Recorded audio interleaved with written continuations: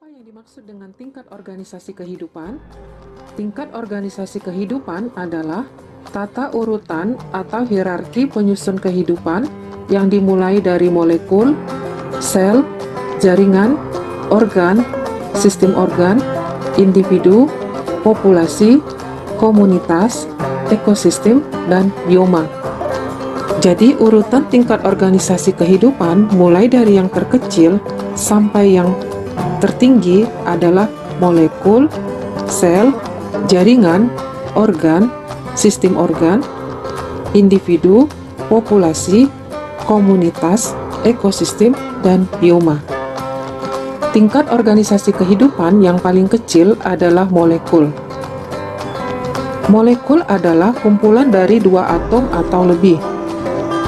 Contoh molekul adalah karbohidrat, lemak, protein, dan asam nukleat. Apa perbedaan antara atom dengan molekul? Atom adalah struktur dasar penyusun semua materi yang ada di alam. Contoh atom adalah atom karbon, atom hidrogen, dan atom oksigen.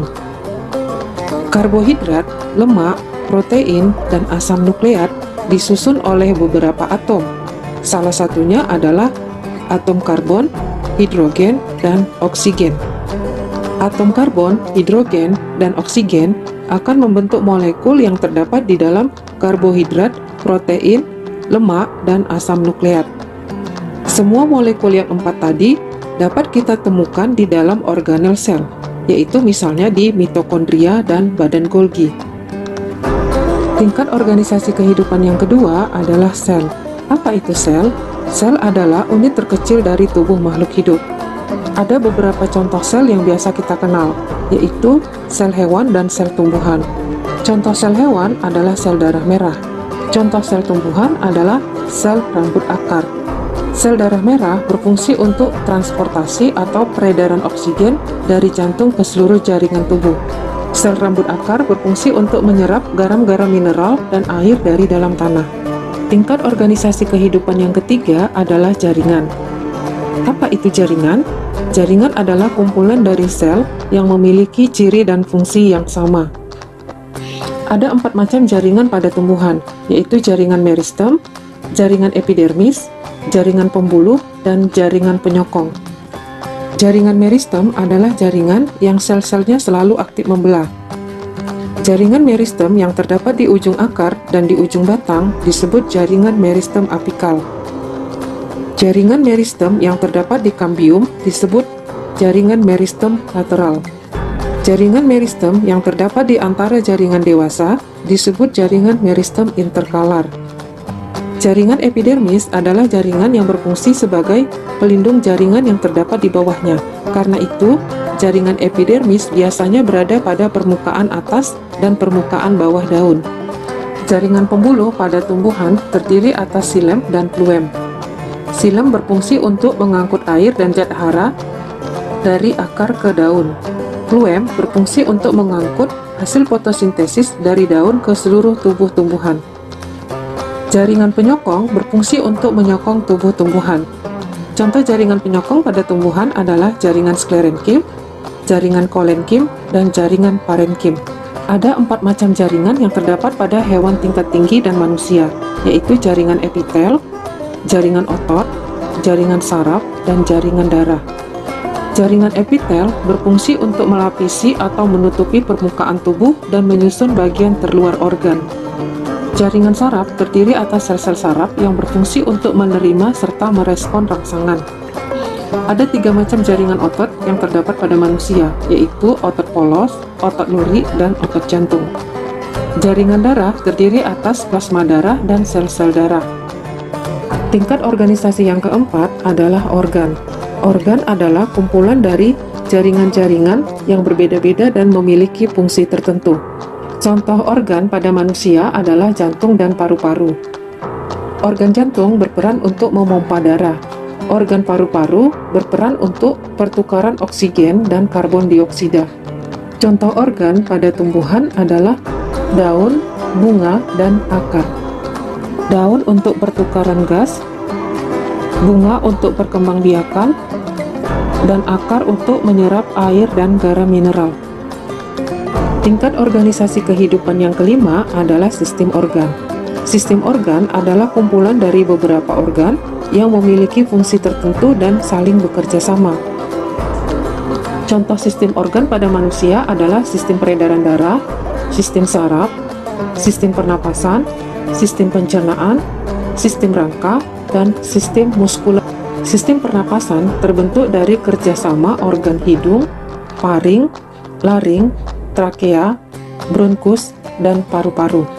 Sistem pencernaan terbentuk dari kerjasama organ mulut, kerongkongan, lambung, usus, hati, dan pankreas. Berbagai sistem organ yang bekerja bersamaan serta melakukan suatu kegiatan hidup akan membentuk suatu individu. Individu dapat berupa organisme bersel tunggal atau uniseluler, atau bersel banyak atau multiseluler. Bakteri dan protozoa adalah contoh organisme bersel tunggal. Satu bakteri dan satu protozoa dikatakan sebagai satu individu. Manusia, kucing, pohon kelapa, dan tanaman melati merupakan contoh organisme multiseluler.